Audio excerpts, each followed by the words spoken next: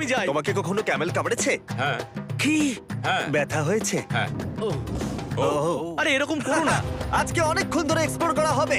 আমার তো বিশ্বাসই হচ্ছে না। জানলার তুমি ঠিক আছো? না, টানো টানো।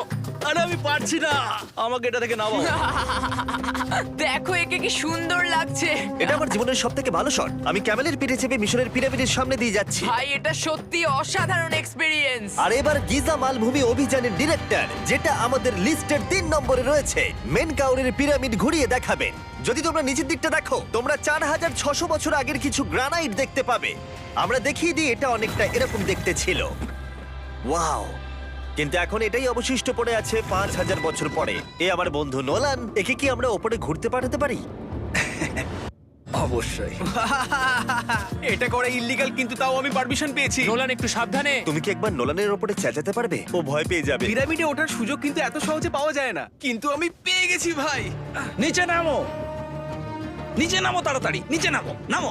নামবো? হ্যাঁ নামো, ঠিক আছে। নোলান শোনো, তুমি তাড়াতাড়ি নিচে নেমে এসো, চলে এসো। হ্যাঁ হ্যাঁ আমি নামছি। তাড়াতাড়ি নিচে নামো, নামো আরে বলছি। শোনো, ও ভয় দেখাচ্ছে, তুমি যাও।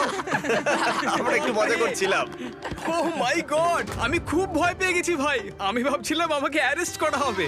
চলো তাহলে যাও যাক। চলো যাওয়া যাক। ও ক্যামেরাটা একবার ওইদিকে ঘোরাও। ওদিকটা তো অন্ধকার কেন? লাইটের সুইচ অফ করা আছে। ও আচ্ছা, আমি বুঝে গেছি। চলো ঢোকা যাক। পিরামিডে ঢোকার পরেই আমাদের 100 ফুট নিচে যেতে হলো, যেখানে যাওয়ার পর